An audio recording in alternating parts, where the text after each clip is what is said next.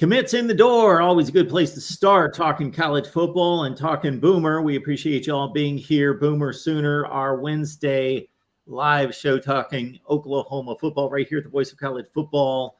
And we appreciate you all stopping by. Leave those comments and questions there in the live chat. Get settled. Hit the like button. You might as well do it now. You're going to enjoy the show. You already know it. So hit the like button.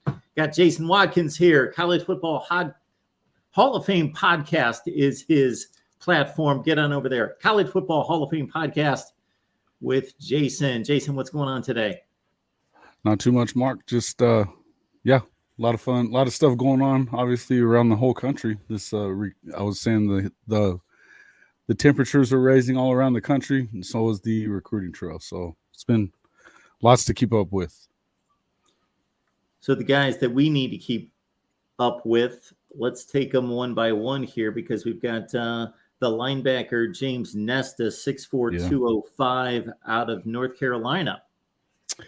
It's a big time pickup for the Sooners. I think we've talked about a little bit in the past few weeks how Oklahoma fans are, kind of notoriously impatient when it comes to some of these recruiting decisions. When you saw Sammy Brown go to Clemson a couple of weeks ago, it was a concern. But this is a player that he comps pretty well to everybody in the country. As you said, 6'4", 200-pound guy. He's also an amazing pitcher. So he's going to be like a former Sooner, going to be playing on the baseball team as well. This brings heat. So it's a big part of I think that was as big a part of his recruitment as anything was providing a place for him to continue playing baseball as well. Obviously with Kyler Murray, it worked out pretty well. He was a first rounder in football and baseball. So situation where they feel like they can handle it there. We've had another couple of guys that have played other sports, and you've got an incoming guy that's going to be running track. So, anyway, the linebacking core, it seems to continue to get better and better as time goes on. And you obviously with Coach Venables, that's to be expected, I guess. We got James Nesta checking in this past season. Yeah. Let me catch up on the numbers here. I just had them. Then Max Preps threw me a curve here. Let's see. Shoot, I've got his offensive stats, not his defensive stats, but I know that I've got those somewhere. Yeah, 41 total tackles, 9 sacks. Mm-hmm. I know that I had more. 9 sacks is quite a few from the linebacker position too, though. You would think this is a big guy. I wouldn't worry as much about the stars with some of these guys, and that's not the way that Coach Venables is going to recruit anyway. They're going to recruit the guys they think fits the system. And again, after having just the Champion Barbecue this past weekend, the expectation is, and if you've been paying attention to some of these Twitter accounts of some of these kids, it's starting to appear that there could be some guys that are on their way to making a decision in the favor of Oklahoma. David Stone is going to be one of those guys that's going to be – he's still got another couple of official visits to go on. They want him to take those visits. I think that he would have already – if he were going to go to some of these other places like, say, Michigan State or in which he still has an official visit there. I think that may be his last one, though. Or, Oregon, something like that. A lot of these guys are expecting – they want you to go ahead and commit while you're there. And so you're seeing a lot of flips that are happening. Florida, as you've seen, they've had some guys that have flipped immediately. And they, of course, have had an amazing last week or so as far as commitments are concerned. But none of these guys are really in your camp until they're on the dotted line. And if they're still taking visits, are they really, committed to the program? And that's the whole thing with Coach Venables anyway, as we've talked about here in the past as well. He is looking to have you make that commitment, stick with that commitment, not be taking visits everywhere else. And I think that's a lot of the reason that you haven't seen some of these guys already commit, because I know for sure that David Stone has tried to commit multiple times. And you've heard the same thing with Williams, Winery, people like that. But we were kind of talking about this on my show last night with Jay from Unfair Sports, and he was saying that he felt like this was that you're going to see some of these other guys flip, from these other places. As great a week as Florida had, how many of those guys are going to hang around? We kind of saw the same thing with Notre Dame earlier on too, where they had 8 guys that were in their fold, and all of a sudden they've got like 2 of them left. So, it's just a matter of, this is the way that they're doing things. And I think as Jay was saying, I think that this way of doing things is probably going to catch on more than you might expect with some of these other places. That's the way they do it at Clemson. Certainly that's the way Brent Venables and Dabo Swinney teamed up to do it. They want players to be committed, locked in, and have all of that decision-making process in their past, and not just kind of do it on a whim and say, yeah, this feels right, this looks right, I'll commit, but I'm going to keep my options open and available. Sure. Of course, that's still there technically, but sure it is. Without allowing them or encouraging them to continue to take visits.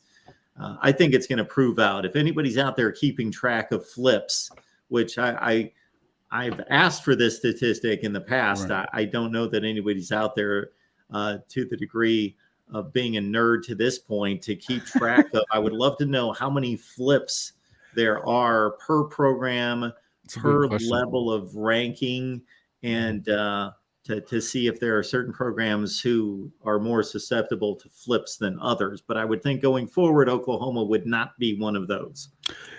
Well, in this past season, his first season in Norman, he had the flip from the Texas kid. Oh man, I always forget his name at this point. David Hicks. No, the Texas University of Texas. He was a legacy kid. Oh, it's right on the tip of my tongue too. Anyway, he was more, and that was a situation where I felt like his family was a little upset that he didn't already have a scholarship offer from UT. And he gets into the Oklahoma side of things. You could still see they were going to games every weekend. His dad played for Texas, so they kind of saw that one coming. And then you also had then there was Anthony Evans, who flipped to Georgia. His family was from Georgia. His mother wanted to go to that. And Coach Venables let him go on this official visit so that he could, quote, take his mom. I think they kind of saw that coming. But when you have those two things happen, you kind of have to expect that he's not going to continue to allow it. And if again, we've talked about this quite a bit, but whenever they were talking about, the story in The Athletic that was done, that he was saying, he's not going to deal with drama in recruiting. If they're drama in recruiting, it's going to be drama in the locker room, drama. He's not having it. And I think that that's kind of bearing out. You had the JUCO kid that had committed to OU, and then he took the official visit to, I think, Indiana or Illinois, something like that, and they pulled the scholarship. So I think that it's obvious that that's the way they're going to go about things. You were I agree as far as Dabo Swinney's same way. That's the way they want to do things. And it kind of makes sense. It's if you're going to do yeah, and I don't agree with this part. Phil BV wants OU needs the players more than they need OU. That I don't agree with that. And if you're ending up getting the wrong players, then what good does that really do? When you look at Texas A&M, who they've used money instead for this, to kind of use it as an enticement. I know that's against the rules, not that the NCAA has any teeth anymore. But when you start looking at that, how many guys were they able to keep around? If you're not going to have them in the program for 2, 3, 4 years, then what's the point of getting them to say that? Colton Vasek, yes, Jimmy, thank you. That was who we were talking about with that flip that he went back to Texas. Yeah, perfect cracker. Yeah. So I don't know. I wouldn't say that. Well, I can't think of either a Texas fan who is more committed to Oklahoma failing or a actual Oklahoma fan, and I use that term loosely because I'm trying to make sense of it, that is an Oklahoma fan rooting for Brent Venables to fail, to name themselves Fail BV. Now that's commitment. maybe misplaced, but that's commitment. To put your Hey, identity in I the tell you, feeling the of a guy's head at least coach. committed to being on this show whenever I'm here, and I've seen him around YouTube a little bit. He has fun with it, and he's gonna. It's not the facts, though. I would say that's not the facts. That's not how you. I feel like with these programs, if you have done the things, particularly on the defensive side, I know he hasn't been a head coach up until now. When you take a look at what they have done and the players that they have put into the NFL, I would think that players need this coaching staff more than they need them. They're going to give you an opportunity to be in the NFL, and there's not a lot of coaches out there I don't know many defensive coaches that you would say are better than Brent Venables. So, do they need players? Of course. Does it have to be a certain one? No. There's going to be certain fits for these guys. They're not just going to throw scholarship offers at everybody out there just because they have a certain star number next to their name. And so that's, like I say, up there, you're talking about many 3 stars. 3 stars are the lifeblood of any college football team. I don't care if we're talking about Alabama and Georgia. 3 stars are important. And, and we all know that system is not perfect either. The ranking systems.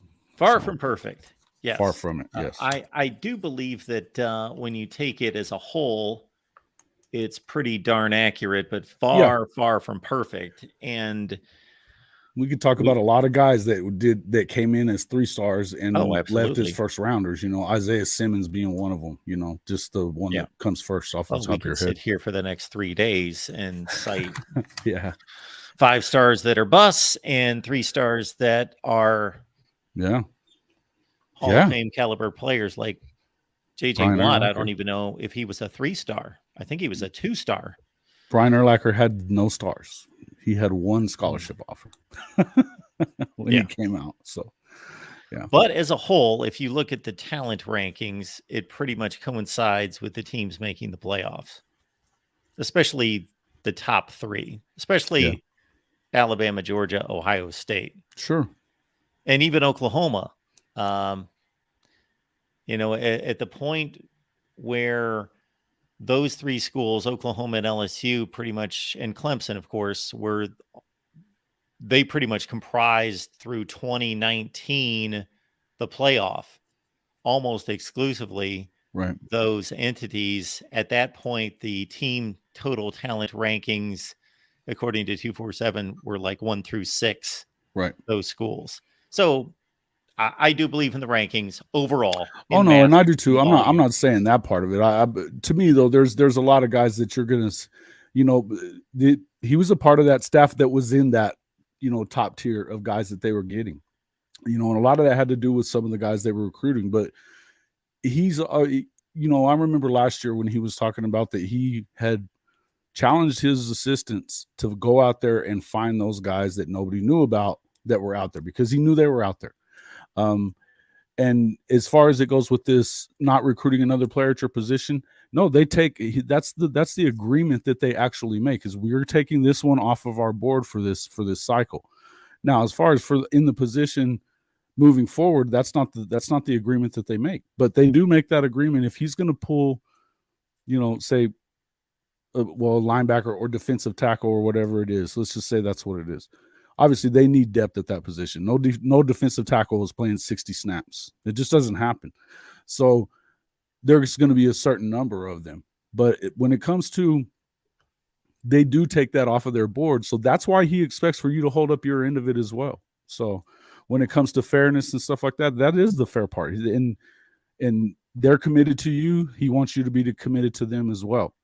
But again, I just feel like, and I'm not bad mouthing the ranking system. I agree with you. I think that there's some guys that are underranked a little bit, but I also think there's probably some guys that get overrated a little bit as well.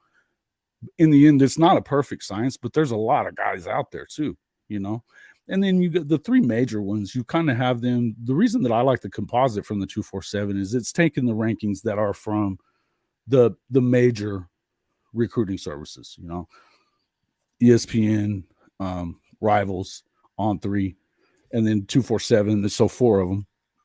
They kind of take those and give it all together. because there's a lot of guys out there, and it's just a lot. It's hard for everybody to see everybody in every snap, you know. But I mean, I can think of a guy that of a receiver from Texas. He played 6A football in Texas, got to the playoffs, the second round of the playoffs, no stars. He's going to play JUCO ball this year. Crazy, you know, crazy. But that's it. It just happens sometimes. Jason, I think you hit on a point that gets glossed over or is unknown by a ton of people in regards to this commitment going both ways.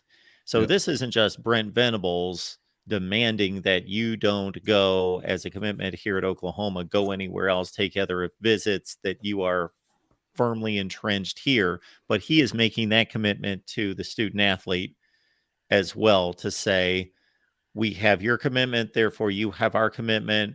We are going through or going to X number of players for this position. Let's say you're the third one, and we're going to shut down our recruiting now at 3 because you're the third guy and we promised you a spot, and therefore you committed to us, we commit to you. So that's the deal that makes total sense, and it's a trust factor that's built there.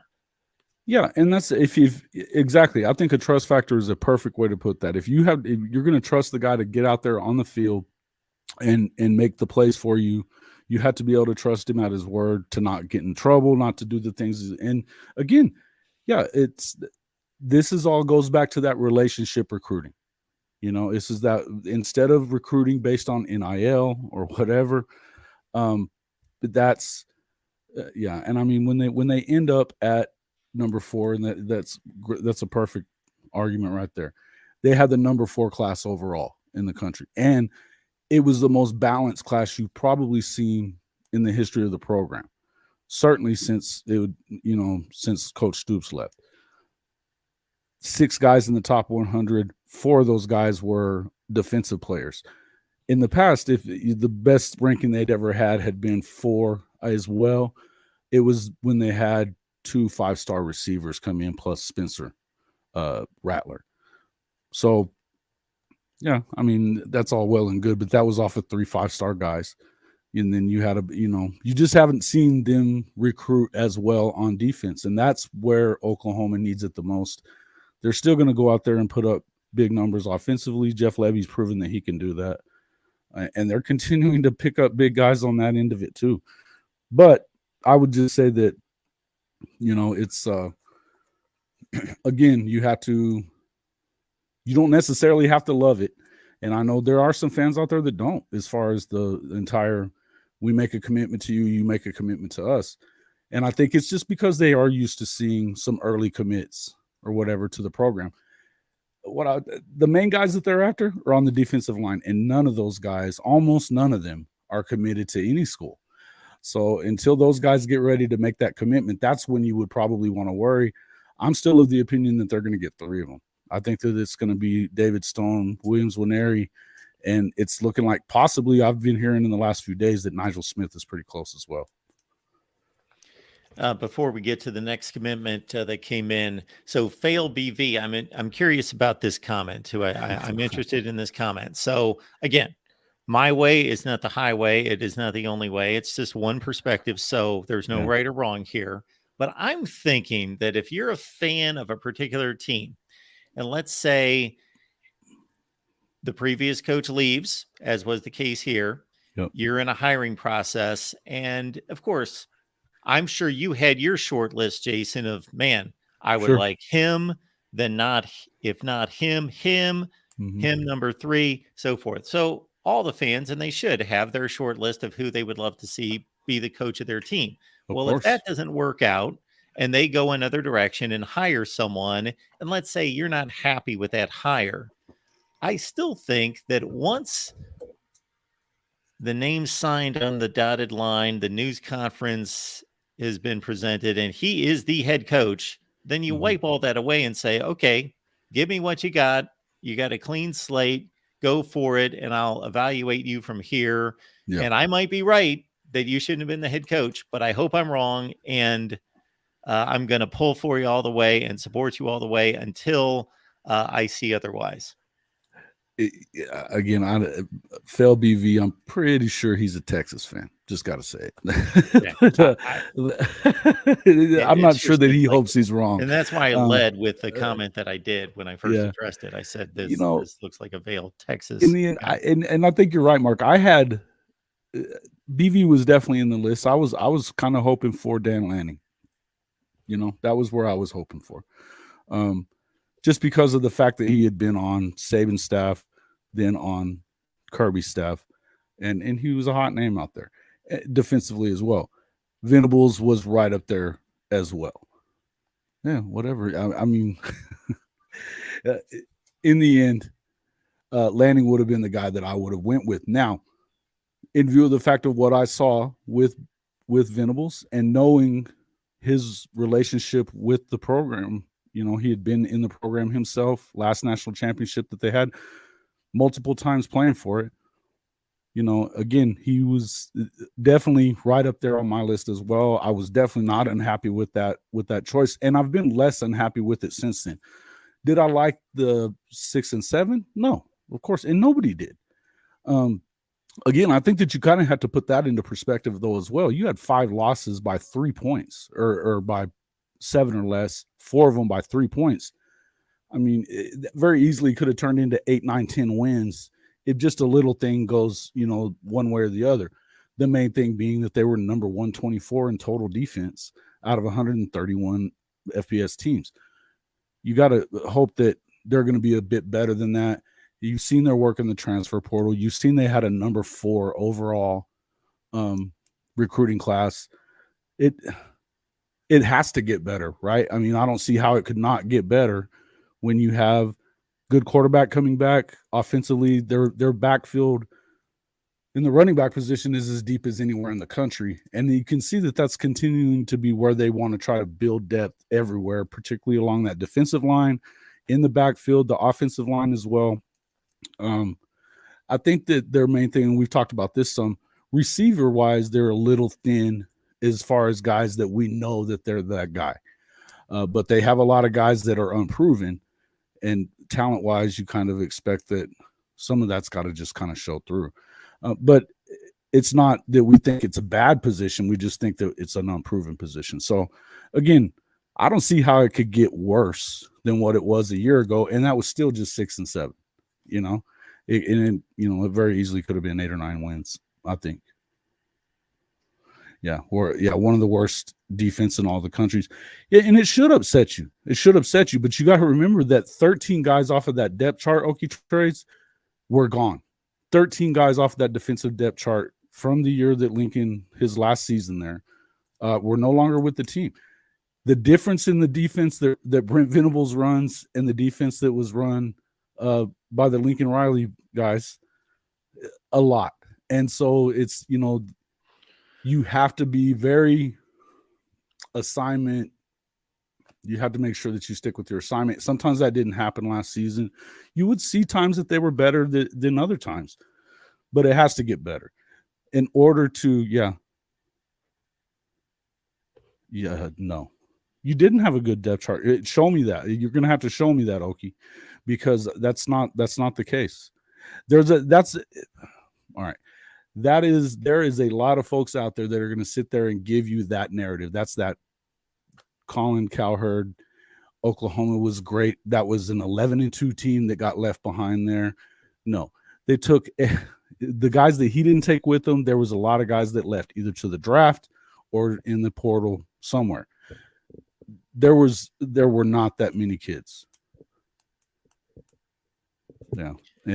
I didn't say that I was happy with any of them. I don't know what you're talking about. Anyway, I can tell you that there were 13 guys from the defensive depth chart that weren't there. They have overall now, this staff has overall swapped out 85% of the roster from when Lincoln was there.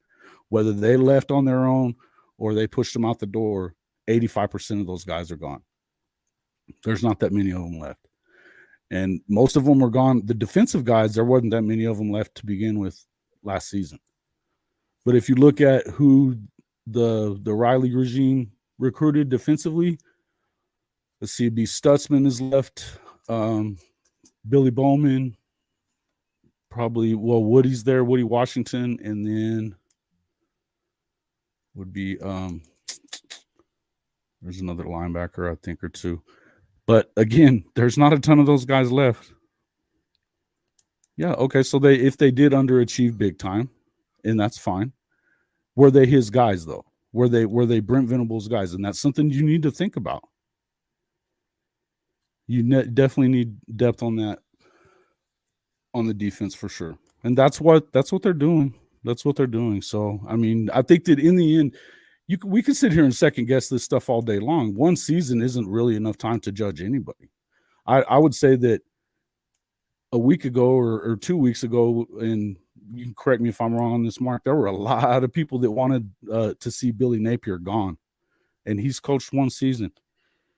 A week later, 2 weeks later, when they've, gotten all these commitments from quote unquote big time players, everybody loves Billy now. This thing changes with the, it's quick, but I think that you need at least 3 or 4 years before you can really make a an assessment on who's doing what. Who wins a national championship first, USC or OU? OU all day long.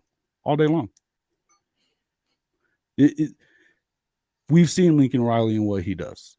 He can get to the playoffs and he gets pretty much smoked. If you have to be able to play defense, and you're talking about they need quality depth, that they do, it has to be on the defensive side. It has to be. If you don't bring a defense into the SEC, you're toast. You're toast. And that would have probably never happened with Lincoln at the helm. And I don't see them doing that there at SC either.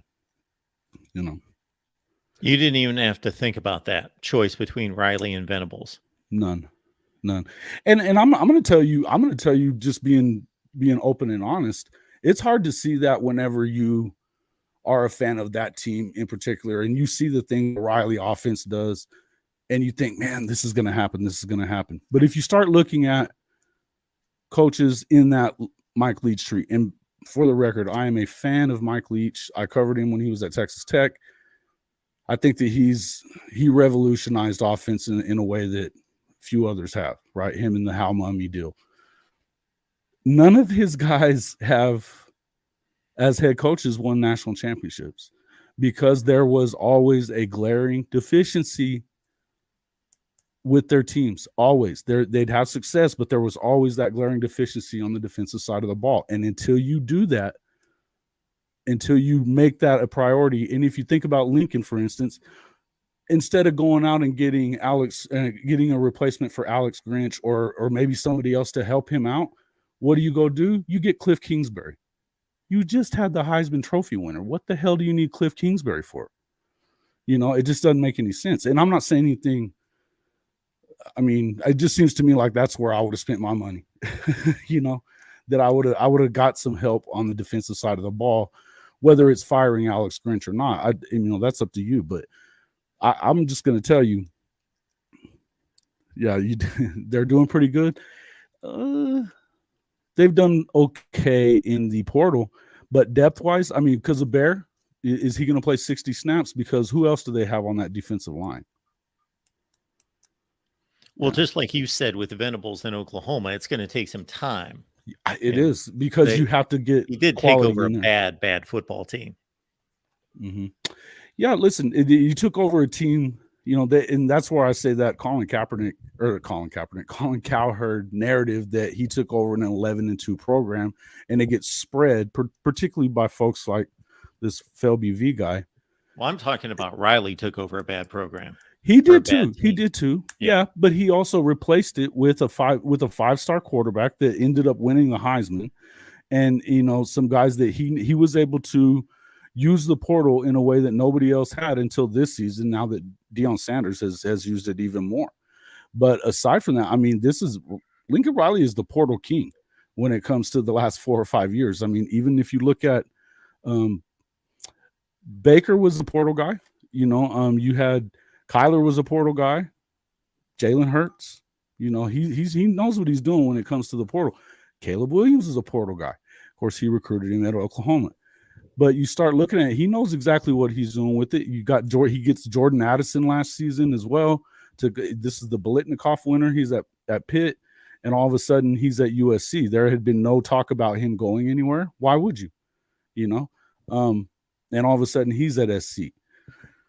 There's a lot of people that say what they say about Lincoln for a reason. I know for a fact that what was going on the last season at OU, the decision for him to go to SC was pretty early on. And there's a lot of stuff that bears out. We don't have to talk about that on this program, but if you've watched my program, you know that we talked about that at length. In any event, he took over a program, and and I'm not going to badmouth Lincoln when it comes to what he does with quarterbacks and with an offensive game plan. I think that he can scheme up a way to beat you offensively better than anybody in the country. But you also see him lose games to teams you shouldn't lose to because they can't stop anybody. There's no way in the world they should have lost to Tulane. No way. And I'm a fan of Fritz. I think that that's one of the best coaches in America. He's not going to be at Tulane for very long. It just doesn't seem like he should be. Another one of those guys would be like Jeff Traylor, at UTSA. But I'm telling you, there's no way that if you're USC that you should lose that game, right? And yeah, I would say that, we've talked about that.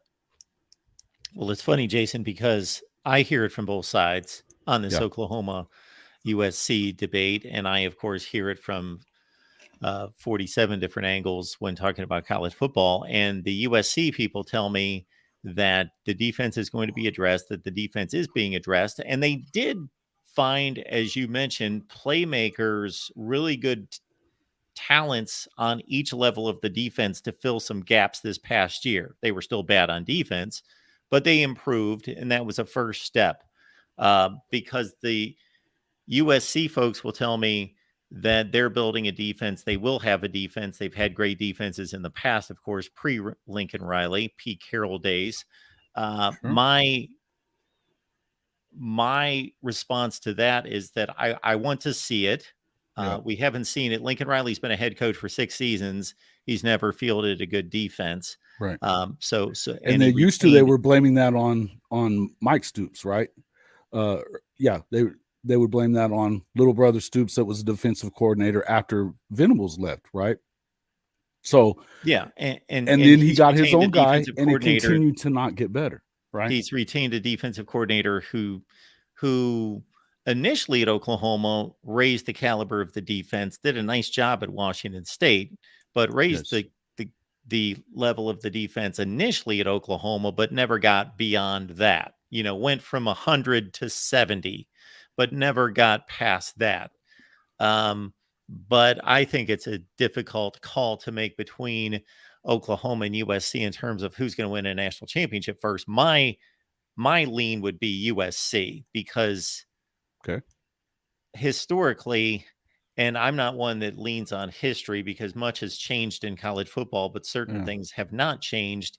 And when USC gets it together, they're going into a league with Ohio State and Michigan, right. And Ohio State has been the most consistent elite program over the last 20 to 50 years. Nobody really touches them in terms of consistency. But when USC is elite, they blow past Ohio State, and they field all-time great teams. Yeah, well, they own the state of California when they're elite. Yeah, I would agree with that. But if you look at how do you let Uiagalelei get away from you and get to Oregon, this past season? I think that there's a reason behind that.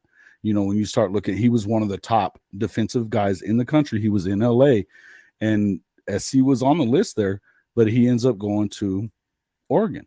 And again, I'm not even saying that they haven't done some good things on the defensive side.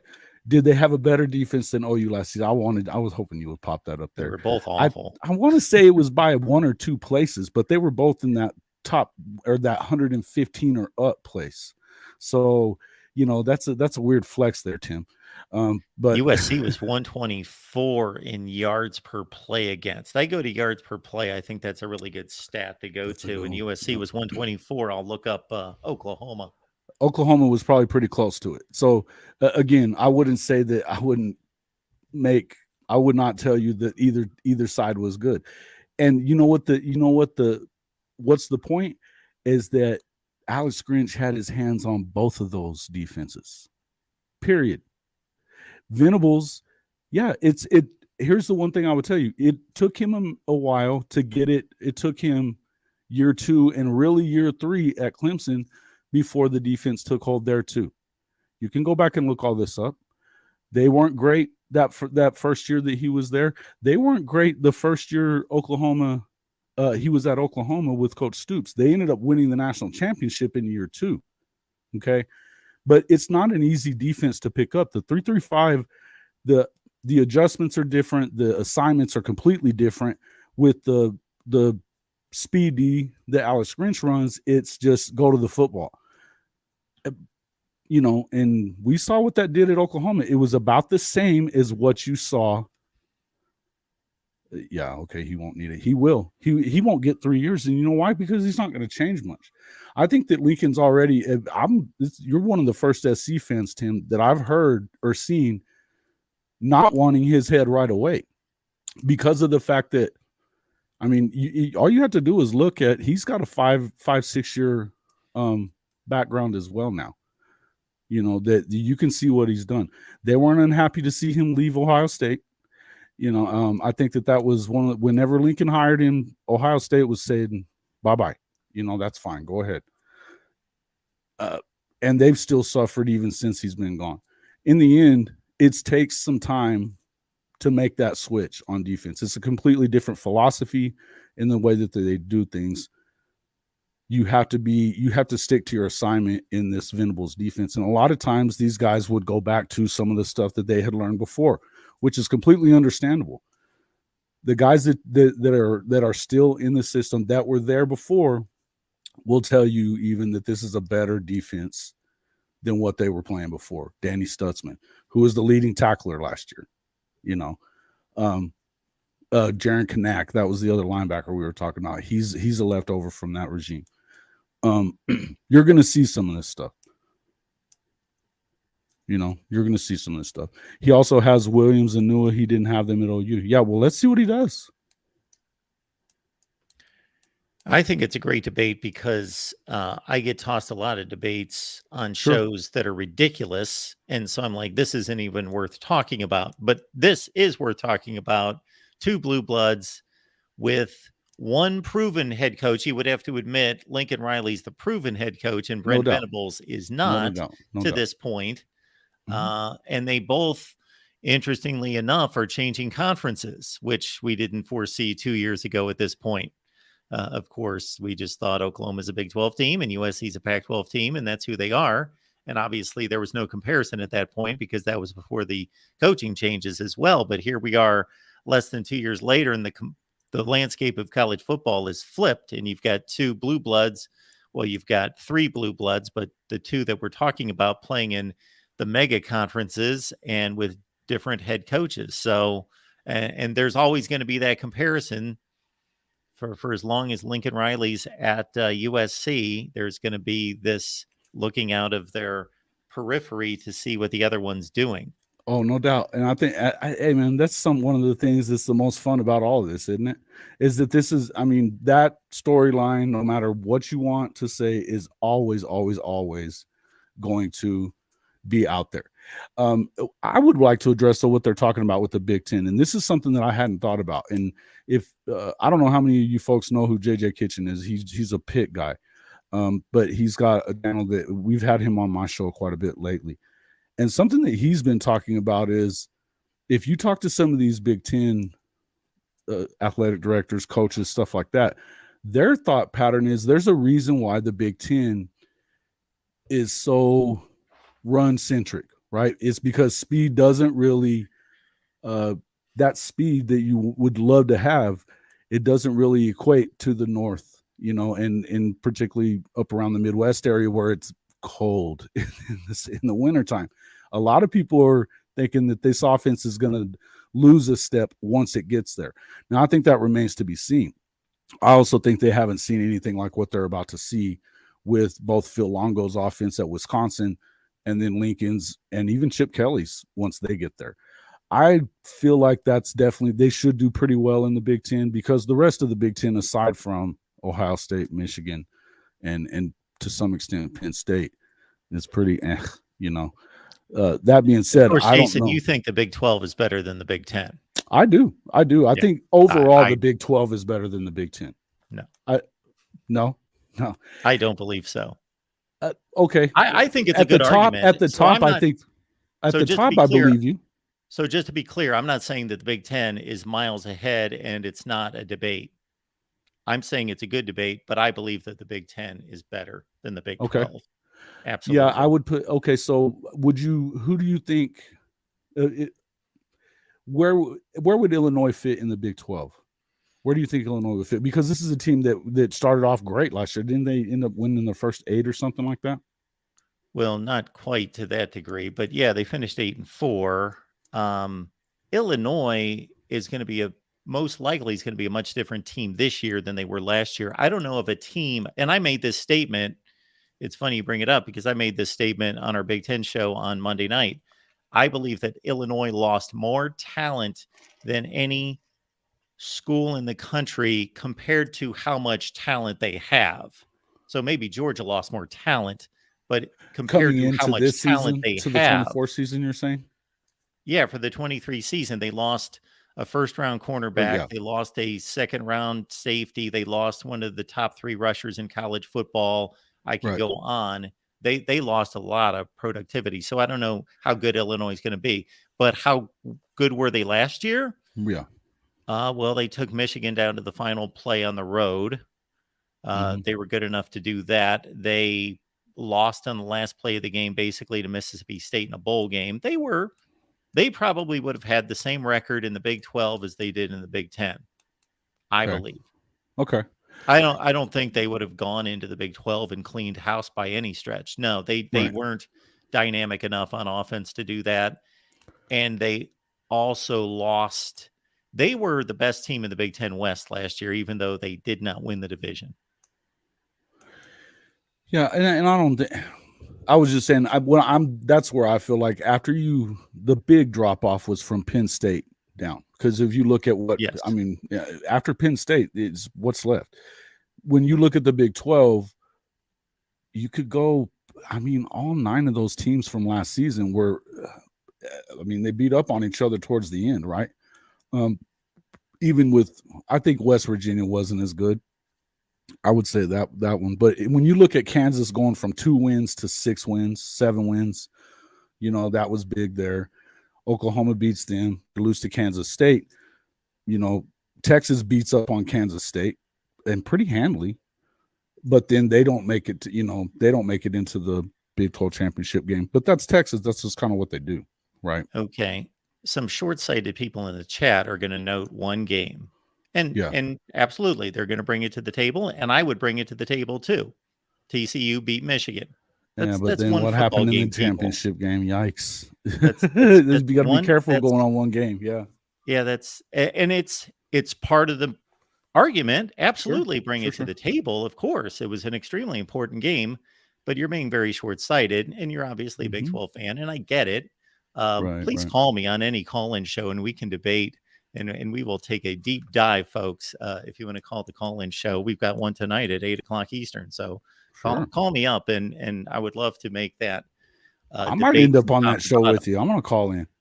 You call in, absolutely. You get first in line. But I do think that this past season, Minnesota, Wisconsin, Iowa, Maryland, Purdue were decent teams. They were top 30 to 40 teams in the country. So yeah, there was a drop off because Penn State was a top 10 team in the country. Sure. Yeah, and I mean, I don't know. It's kind of tough to me. It's tough when you go from conference to conference anyway. And I think you're right. I think if there's a difference, it's minuscule when it comes to those two conferences. Once Oklahoma and Texas leave, if you don't see them be replaced with Utah, if the Pac-10 ends up, or the Pac-12 ends up going away, if you don't see them replaced with Utah and possibly this Colorado team with Coach Deion Sanders, then I think that there's going to be a bigger drop off there, especially when you're adding SC to the mix there in the Big 10. What I still believe in, and I think that you said this quite a bit there's probably not another league in the country as competitive as the Big 12 with each other. I think that it's going to be they're going to slugfest every week, starting in 2024. I think they added quality programs. BYU, for whether you think they're great or not or not great, they're always in the conversation somewhere, right? I think Houston has the ability to. It's probably a sleeping giant because of the fact they were kind of kept out of the Big 12 by Texas, and some say Oklahoma as well, because of the concern there of that being such a recruiting hotbed that they did not want to allow them to really get a foothold there. And I can definitely understand that. So there's another good program coming in. Cincinnati, I think it remains to be seen what they're going to be like without Coach Fickle. I think that, but again, UCF, I mean, you talk about fertile recruiting ground and a huge fan base there. They're going to be big time as well. I think that the Big 12, it may not have the marquee names, depending on what happens with realignment, but top to bottom, I don't think that there's going to be a ton separating the teams in that league. Oh, I definitely agree with that. I want to address this comment here because, again, we're cherry picking. So this one's easy to pick apart right here, Jason. Yeah. So, yes, if you want to compare name brand, sure, there's no comparison between Florida State and Tulane. But we're talking about the 2022 season. Was Florida State better than Tulane? I don't know. They were probably, extremely comparable. But they're pretty comparable. Played, I don't know who would have won. Yeah. You're defending. I guess you're defending a perfect cracker, the Big 12, but you realize that Oklahoma losing to FSU beat the Big 12 champion. Yeah, they did. BUI or BYU owns OU, Phil Bayview. They've played twice. Twice. And the last time was at least 15, 16 years ago. What are you talking about? They own. Yeah, that's this is some funny stuff, guys. And again, I think that please do come onto my show anytime you want to. We can have this conversation. We don't have to go anywhere else. We could just have this conversation right here, and we can go back and forth on it, and that's fine. But what I would tell you is, I think that Mark is absolutely correct. If you're going on a one game, if you're just going to base everything that you're talking about on one game, then it's easy to pick it apart because of the fact that Tulane, Willie Fritz is a real deal coach. They had some talent. Would you say that they should have beaten USC though, with their talent and the Heisman Trophy winner? I don't buy it. I don't buy it. Okay, that there's any way that should have happened. Now, should they have beaten K-State in their home? No, they shouldn't have. So they're a little better than what people want to give them credit for. Yeah, it's a good team with good coaching. I'll ask you that question again, Tim. Why did they do you think they should have beaten SC? Do you think they should have beaten SC? Yes or no? Well, again, I think we get historically clouded by USC's name and Tulane's name. Right. And based on that criteria, they shouldn't even be on the same field. But based on talent criteria, they shouldn't have been on the same field either. There were some mistakes that were made by Lincoln Riley in that game that it should have been put away. If you watch the game, you know what I'm talking about. You cannot take that safety at that point and give them the ball back when you're not stopping anybody. Yeah, they had a kick returner in the game that shouldn't have been in the game because he was inexperienced and he fumbled the ball out of bounds at the 1 yard line. But aside from Oklahoma, there would be no one in the Big 12 talent-wise that should be playing with Texas. But Texas loses all the time. Oh, no. Yes, they do. Yes, they do. That's a great point, Mark. I will not even argue with that. You're right. And if you look at the history of the group of five in these New Year's Six games, so take it back to the BCS era, there was a rule established at one point that there was going to be a group of five included in the New Year's Six, the previous BCS. And the group of five has done pretty well. Now, again, this is the very best group of five team against maybe the 10th best team in the country, usually somewhere in that range. So it's not fair, but Cincinnati took Georgia really outplayed them, should have won the game. Peach Bowl 2020, Right. lost on the final play of the game, long field goal. UCF's beaten Baylor. They've beaten Auburn.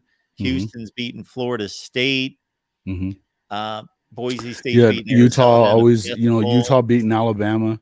Yeah, if we're going way back, Utah beat Alabama. You see those things happen. But again, you're like you said, you're talking 10 against best, the 10th best against the best. That UCF team that beat Auburn, I mean, okay. Would they have done that with Alabama that year? Nope. Well, let's not forget that Auburn team did Georgia beat and Alabama. They did. I remember that. And that was in that ranked number one in the country. Right.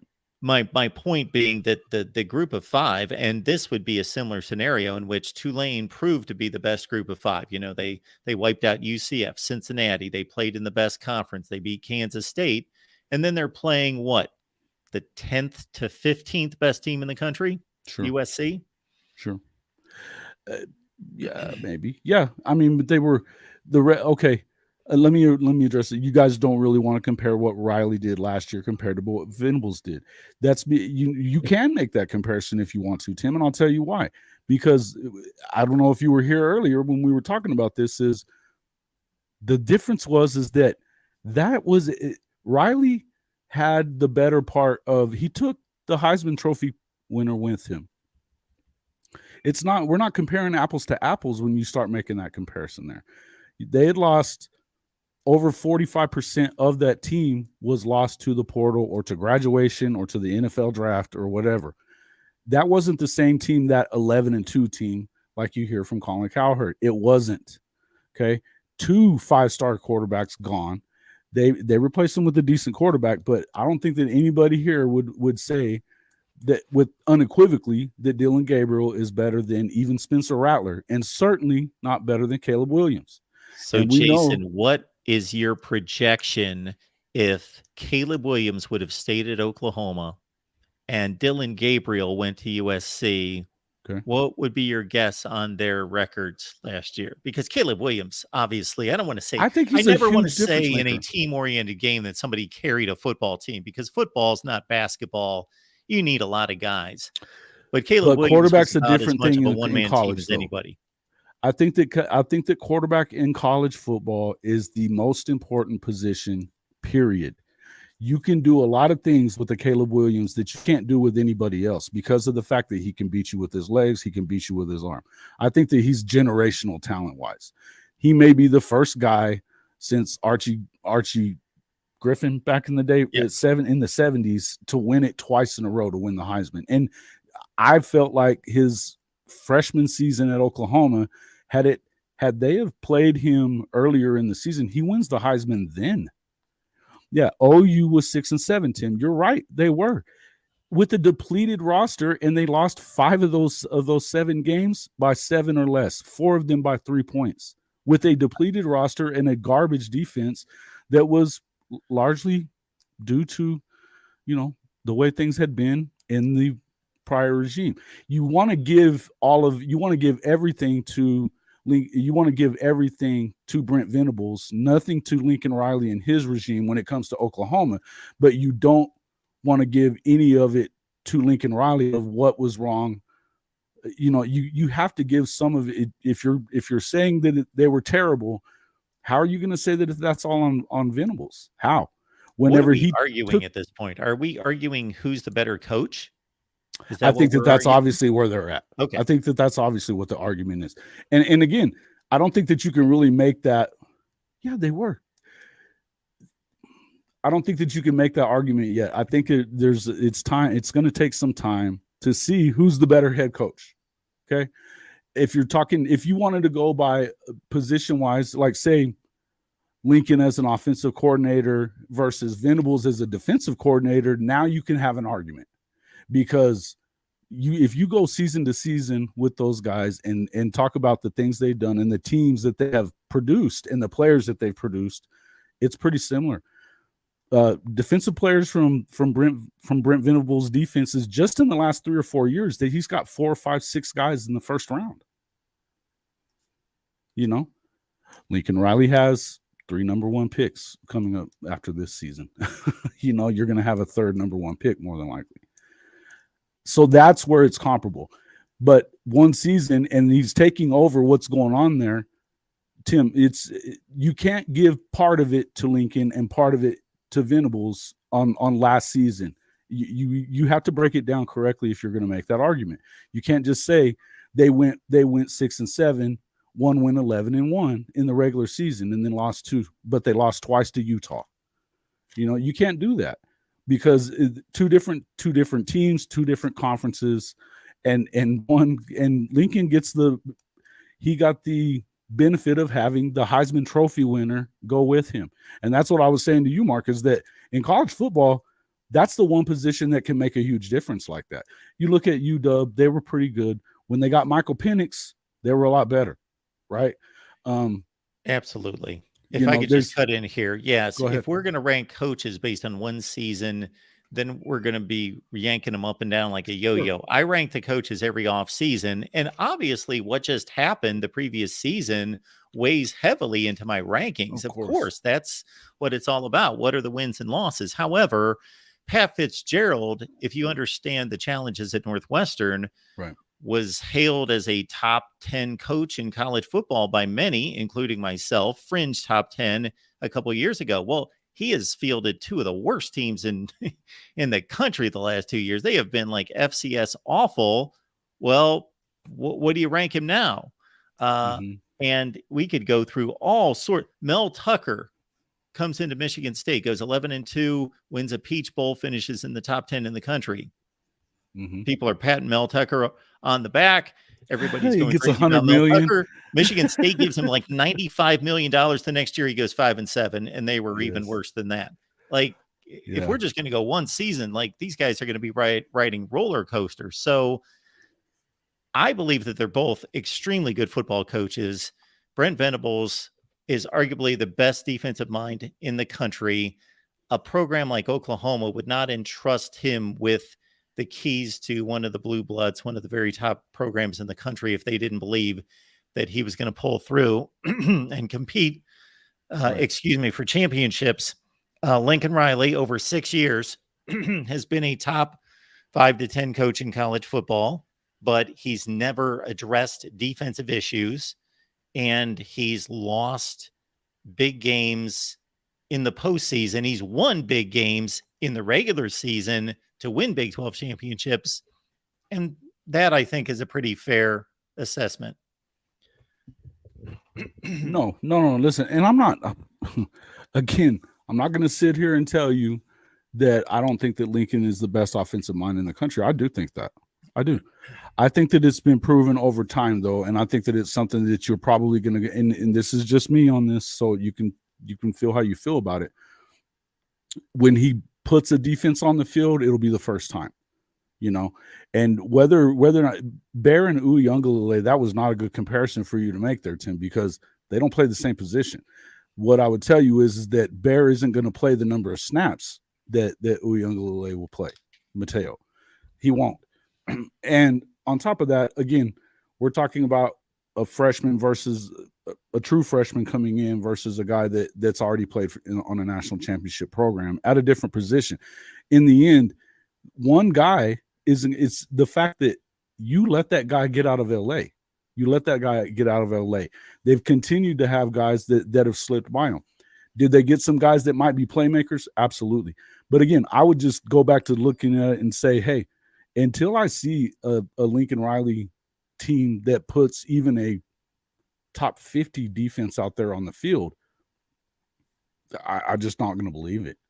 You know, as I said, when you go and you get Cliff Kingsbury instead of help for your defensive side, you know, I would have went and got a better defensive coordinator or another guy that had been a coordinator that could help him out in somewhere, you know, to make that happen.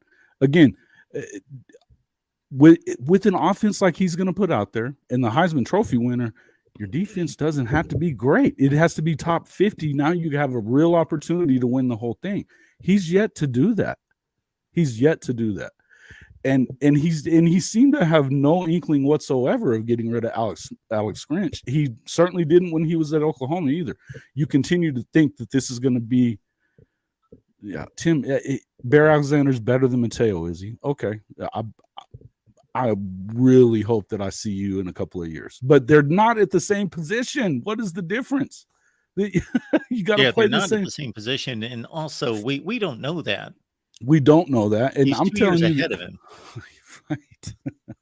Mateo is going to be unbelievably good, and so, but it's going to be really hard to make that distinction between those two guys when they don't play the same position. And Bear Alexander, I know there was a lot of hype concerning his entry into the transfer portal. Yes. He may prove to be a great player. He was a top-notch recruit. Sure. But he hasn't proved. This isn't Will Anderson. This is not a proven great player at the collegiate level. He's a massive talent. He's a massive body, but for right now, he's fairly unproven. He may just prove to be a serviceable, good defensive tackle. He may prove to be, Quinn Williams. He may, somebody like of that ilk. He may prove to be a monster. We don't know. He could be, but nobody sees. Here's the thing I know. The one thing that we really know about Bear is that he can be moved. He was at A&M. He got moved to Georgia, and it didn't take long. And it was it didn't take very long for Kirby didn't act like he cared. Yeah, Tim, I don't need to listen to anybody else, especially certain people. I don't need to get my football knowledge from certain people. I know plenty. Not that I can't learn more, of course. That's why we talk to guys like Jason and others. I need to stop about what? What did Bear Alexander was he? Yeah. No, again, it's still right in front of him. It's still right in front of him to prove. And I'm not saying he's not going to prove it, but he is not a great player in college football right now. He isn't yet. And here's the one thing about Bear is he going to play the same amount of snaps? If you want to start comparing him to Mateo Uiagalelei, then you better start saying, okay, how many snaps are they going to play? Because I think with Bear, you might get 30 snaps a game somewhere. I don't get it, and I'm just telling you that they don't play the same position. And you're gonna if you're gonna tell us that Mateo isn't good, or you don't think he's gonna be, the guy was a 5-star. Bear wasn't. Mateo was one of the best players in the country. Everybody wanted him. It was not just. Ohio State wanted him. I was surprised he didn't go to Ohio State. Really surprised when you start talking about defensive line play. Georgia wanted him as well. Alabama, he could have went anywhere he wanted to go, period. And so to say that, you watched him play. So what was wrong? What was wrong with him then? If you watched him play every snap last year, what was wrong with him? Because he looked really good. He was a 5-star player. If you're going to tell me he wasn't good, then I'm going to say you weren't watching him. You were not watching every snap. It's crazy stuff. It is crazy because we're not talking about a great player in Bear Alexander. Again, a great talent. I think you look at this guy, he's huge. He could be a big time playmaker. Absolutely. But there's obviously something going on there that just like that, he leaves A&M, and just like that, he leaves a national champion, 2-time national champion, when the best defensive lineman was going to the draft and he leaves. Why? That doesn't make sense. We can, if you really want to start getting into stuff about Lincoln Riley, I can tell you he's the guy that everybody around the country is upset with for tampering. If they want to change the transfer portal rules, it's because of Lincoln Riley. They will call it the Lincoln Riley rule. I promise you they will. Because pretty questionable how some of the guys end up on his roster. The Bolitnikoff winner from last year. Bottom line is, why would you leave if you're a Bear? Why do you leave a national championship roster that you got to play quite a bit in that championship game whenever the best player, top 10 guy, is gone? The guy that he's replacing is now gone, and he was in the top 10 in the draft. Why would you leave? So Anyway, I can't answer that question. I don't know. Nobody can answer that question. Only him. Yeah. No, but I'm just saying, and the point I'm trying to make is that we don't know who's going to be better between those two guys, but I don't think that those are two guys that you really should have to be. You're not going to really compare them as, one better than the other because they don't play the same position. But my question, the reason that I brought up Mateo Uyunglele is he's right there. If there's obviously a reason why he went to Oregon instead of USC when he was right down the road. And he probably saw every SC game last season, except for when he was on visits. But again, I feel like that's a loss on your side of it. And it speaks to what they believe about what you're going to do defensively and the position that you're going to put a guy like Mateo Uyunglele in to get to the next level. Offensively, you could not choose a better guy to send to, if you're a quarterback, you're a receiver, even a running back, yeah, I'd send my kid to Lincoln all day. Defensively, I don't send them anywhere close to that program. I just don't. Can you use what? Well, you made the best quote possibly in saying, Jason, they play two different positions. Not that they can't be compared. You can compare, let's say, a great wide receiver and a great running back and say who's a better player, who's more valuable to his team, but it's a more difficult comparison because they play two different positions. But to discount what Mateo is going to get accomplished in his career is ridiculous because he hasn't even started his career and he's a top 50 prospect in the country. Yeah. He could turn out to be a great player. He could turn out to be a bust. We don't know. Right. Well, you know what? Bear Alexander could still turn out to be a bust. Yes, he could. He never really started that many games. He didn't start any games last year. He had a good game against a TCU team that, they got past Michigan. It looked pretty bad. Yeah, you watched him at Bosco. What was wrong with him at Bosco then? What was wrong with him at Bosco? If he's a top 50 player, Tim. So if you're going to do this, you better tell us what's wrong with him because nobody else saw that. I would love to know Tim's evaluation of Mateo had he signed with USC. Yeah, great question. Great question. I somehow don't think it would have been the same evaluation. Like, we don't want this guy. We don't want this guy. No, and that was funny because whenever he made his decision to go, when he signed at Oregon that day, how do I want to put this? The reaction on Twitter was pretty ugly, but you see a lot of that on Twitter, right? Obviously we see a ton of, it's ridiculous, and there's been a lot of crazy reactions from OU fans as well on Twitter. I'm not just singling out, but you start taking a look at what's going on there. There's no way that guy should have got out. And if he's so bad, why did Dan Lanning want him? And he's one of the best defensive minds in the country. Why did he go after him? Tim, you should know me better than this. That's a completely absurd and ridiculous statement because you know what I would be saying about Bear Alexander if he played at Ohio State? I'd be saying exactly the same thing. I'd be saying he's a great talent. He was a top 50 to 75 recruit. He showed some ability last year. He got into some games, made some plays. He was up to the challenge as a true freshman. The future's bright, but I don't know if he's going to turn out to be a great player. I'd be saying the same exact thing. And if you say otherwise, then you haven't been paying attention to me in analysis because I could. Yeah. What I would tell you is as an OU fan, I would have said, bring him on. And I think I was saying, bring him on.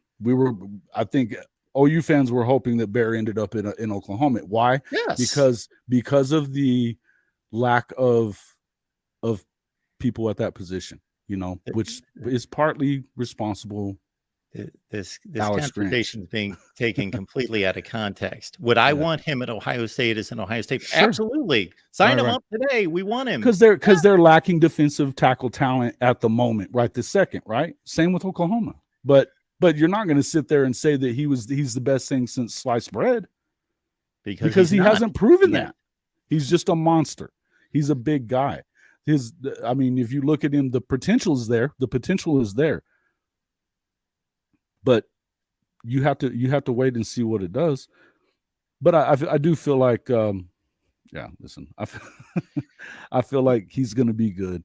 The longer he's, yeah, and I would also say that here's the bottom line is that we're going to find out who's the better coach between Lincoln and BV. I don't even know how long that, I don't know that you find that out anytime real soon. When you look at head coaching records and stuff like that, there's no doubt that Lincoln Riley has done his thing. I could make some arguments for why he did what he did at Oklahoma and why he left Oklahoma. But I could also tell you that, and I would also tell you that BV has a ways to go. He has to go, and he's got to prove that he can do it as a head coach as well. Am I just going to go off of what he did in year one? No, I'm not, because that was not his roster. The roster that was left there was the leftovers of what the Riley regime gave him. And he's being saddled with all of that instead of giving any of that to Lincoln. You give all of Lincoln what he did at SC to Lincoln and none of what happened at Oklahoma to Lincoln. But all of what happened at Oklahoma last year is given to Brent Venables. That's not really a fair argument to make. When he has his own roster in there and it's 2 or 3 years down the line and now they're playing in the SEC, by the way, now we can start talking about whether or not there's a comparison there. Until then, you can't really do that. What does this refer to? Before Lincoln Riley, you guys, I think that means OU had not won a title in 15 or 16 years? What? That's not true at all. They were still winning. Bob Stoops was regularly when he owned the Big 12. He beat down Texas. He has a litany of Big 12 championships. They played for the national championship. They just went to the playoff in 15 and won the Big 12 in 16. Correct. Bob Stoops last season. National titles. Yeah, they did. And in they didn't win a national title with Lincoln Riley there, buddy. They didn't. So I don't understand. So I don't know what you're talking about. National titles, that was the last one was Bob Stoops. Yeah, so Stoops was there from 99 through 16. So he was there for 18 seasons. He won a natty in 18 years, and Lincoln Riley's 0 for 6, 0 for 7 now with USC. And Tim, who was the OC for their national championship back in 2000? That would have been Mark Mangino. And Lincoln Riley never played for a national championship, and Bob Stoops played for 3 others. National championships. You know, pulling up Mateo here real quick and seeing the Oregon logo on his 247 Sports page reminds me of somebody we can maybe put in the same category as Bear Alexander and Mateo in a sense, in that Justin Flo was a highly regarded 5-star edge linebacker. The jury's still out on Justin Flo, but what has Justin Flo done in college? Well, he's shown some flashes. He's gotten hurt. He's been okay. You know, his first year or two in college football has been kind of spotty, but his career's not over. The case isn't closed. He could still turn out to be an exceptional player and a high NFL draft pick, but he's got a lot of work to do, and he's not fulfilled the potential that he showed in high school yet. So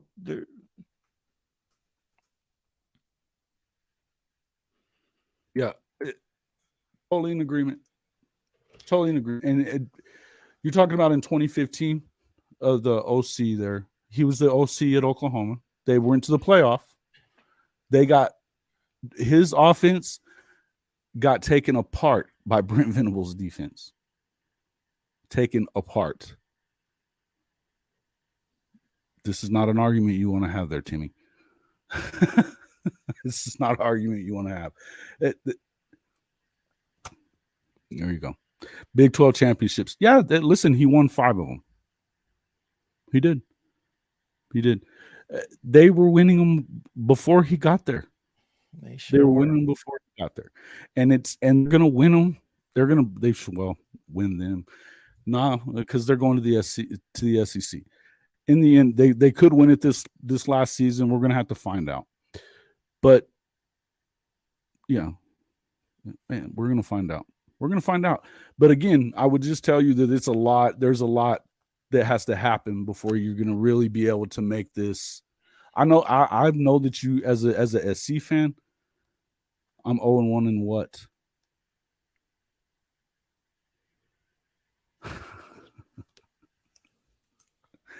Okay. Okay, since Lincoln Riley left, they didn't win that. Yeah, right. He didn't win the last one either, by the way. They got taken apart by Aranda, and they lost to Okie Light. Sorry, Oklahoma State. I call them Okie Light. Sorry about that. They got beat by them, and we're gonna figure out what happens. Look, they didn't win the conference championship his first season in the PAC either, because that was Utah. And you can say, I'm not saying that Venables is better than Riley. I don't know. I don't know as a head coach. I don't know that. What I do know is that they're going to put a defense on the field. I'm more excited about Venables at head coach because they do still have a good offense with Jeff Lebby, and they're going to have a better defense. This is how ridiculous these conversations become, Jason, as you well know. Exactly how nobody stated anything close to this. No, I didn't say that. No one said anything. In fact, didn't we say that this is a dumb comparison? Yeah. It's a dumb comparison. It is. They don't play the same position. This is how many times have we said that? To recap, you said Bear is better than Mateo. We didn't say Mateo was better than Bear. We didn't say that. None of us said that.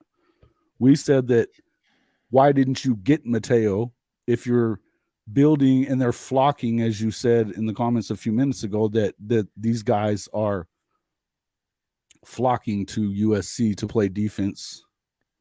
And which guys? Yeah. They're coming through the transfer portal. And so that's cool. But yeah, I'm telling not you, comparing any high school players to college players. I'll do that when they start playing college. Sure. And again, same position is what it is. All I was saying is, if one of the top guys in the country isn't going there when he's in town, that means that you missed. That's all I was talking about. They're missing there.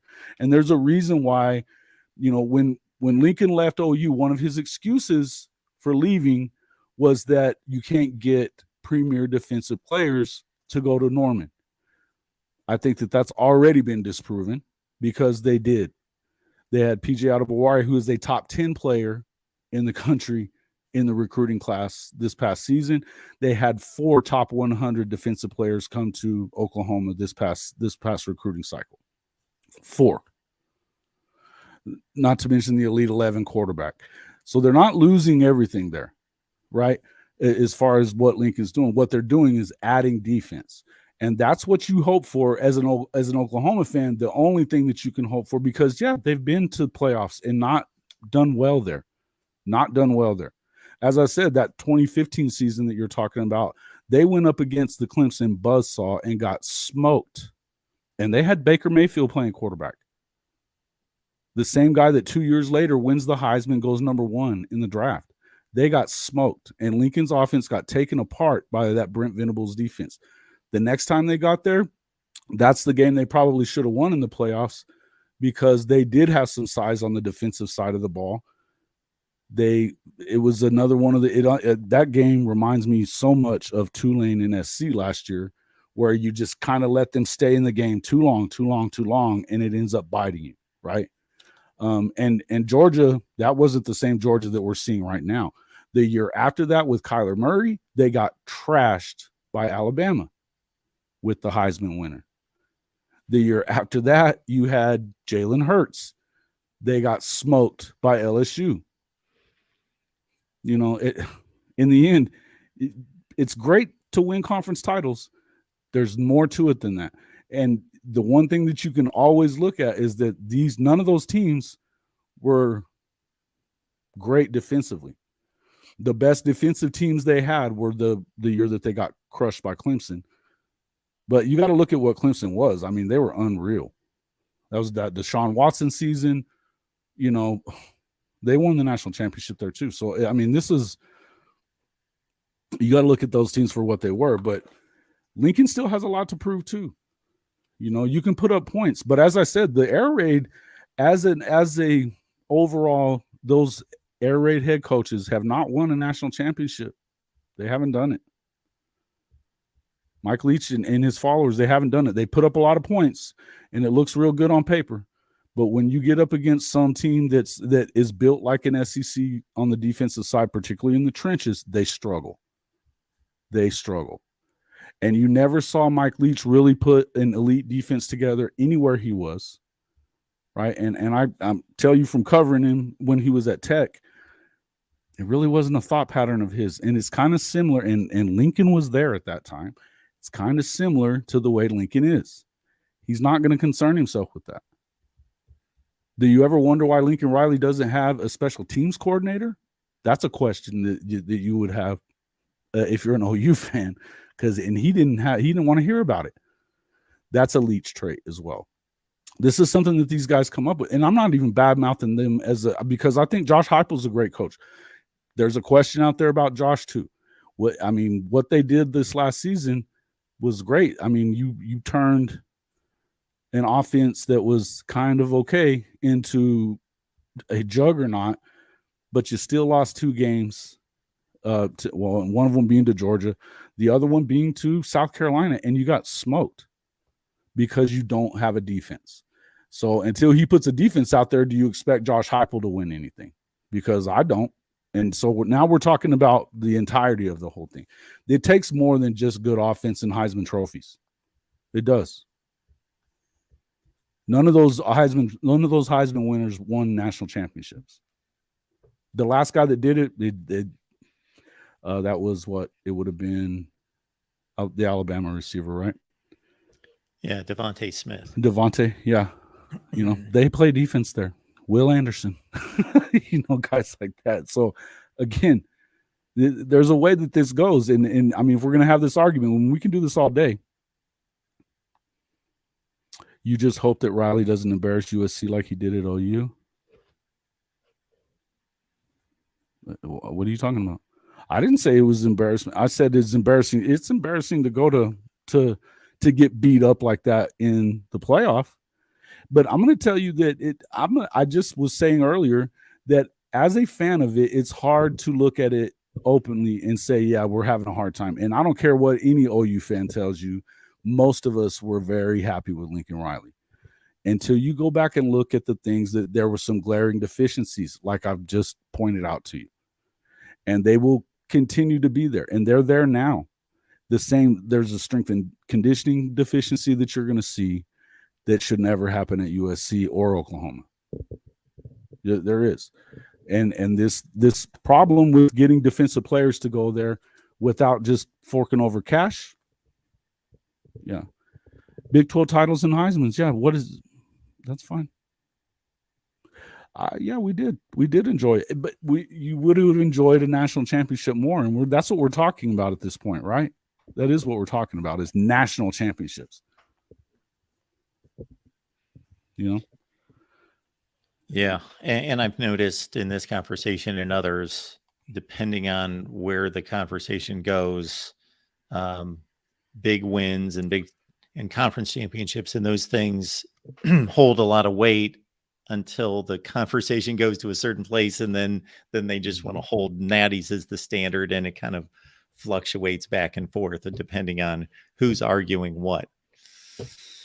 Yeah. And man, we've gone way off the rail here with this. So I'm kind of done with that with the conversation. I mean, to be honest with you, it's like I said, I can sit here and I can badmouth Lincoln Riley all day, but in the end, as I just said, it's real easy. I can tell you as an OU fan that I was happy with him for the most part while he was there. Did you want them to get to a certain point and actually? I can tell you the Jalen Hurts year when they went to the playoff, I didn't want them to go to the playoff. I was really, really, really rooting for Oregon to not blow that game at the end of the year like they did, because I did not want to see them go and get just rolled over again by LSU, which I saw that happening. I'm not the biggest Jalen Hurts fan either. I think that he is a great athlete. I don't think he's a great quarterback. And I think that what Lincoln really did well that year is what Philly did really well this past season is they managed his game. They didn't have him throwing precision routes at 15 to 16 yards or 15 to 20 yards. They had him throwing deep balls that you're going to run underneath, and they had him throwing everything under 10, which was very smart. And then they let him use his legs. And I think that I think he's a great athlete, and I think he's better than a guy like Lamar Jackson. But I just don't think as a pure passer that you want to see him doing the things that you want to say have even Kyler Murray do or something like that, or particularly any of these guys that you consider pure passers in the NFL. And I'm not hating on him. What I'm saying is I watched him manage Jalen to the point that he helped him become a first rounder, and I don't think he was anywhere close to a first rounder before he got there. But what I would tell you is that if you watch that team, I was at the Baylor game that year when they came back on it, but it was he changed that game plan up a ton in that game. And again, I felt like going into that, all Oregon had to do was just win. I think they lost to like Arizona too. Arizona State. Okay, Arizona State. Yeah. That doesn't make you feel any better, I know. It doesn't. So you want to win. And I think a lot of OU fans felt the same, is that we didn't want to see another playoff run that, gets crushed. And look at what happened. They were not in that game for long. Right? They were not in that game for long. The LSU game, and to be fair, that LSU team, sure, one of the best in history, I would say. Yep. Definitely one of the best in my lifetime that I've seen. But again, that's not when you start looking at it. That was, as an OU fan, you didn't want to see that, because you just saw back-to-back years of them. Well, the last one getting really crushed, and then losing that game in the Rose Bowl that they shouldn't have lost. And it's just, man, it's tough. It's a tough way to watch the end of the season go when you have as high hopes as you did. And folks, Yep. All right. We appreciate everybody being here on OU Sooners Live. Make it on back next Wednesday, 11:30 a.m. Central Time. We so much appreciate Jason being here. Catch his podcast, College Football Hall of Fame Podcast. We'll get it up right there. You can follow him on Twitter at BirdieManDub, Hall of Fame College Football Podcast. And again, I don't even know what we were arguing. I've got Lincoln Riley ranked like 40 spots ahead of Brent Venables as it stands right this second in coaches' rankings.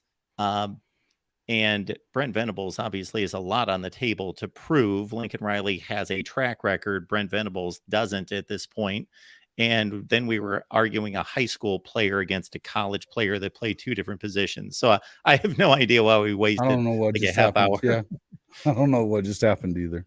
But Jason, thanks so much for doing this for us. We appreciate you being here. And again, everybody check out Jason's work on Hall of Fame College Football Podcast. When is the next time you're going live? For sure, we're always on Tuesdays, but we may have something here in the next couple of days.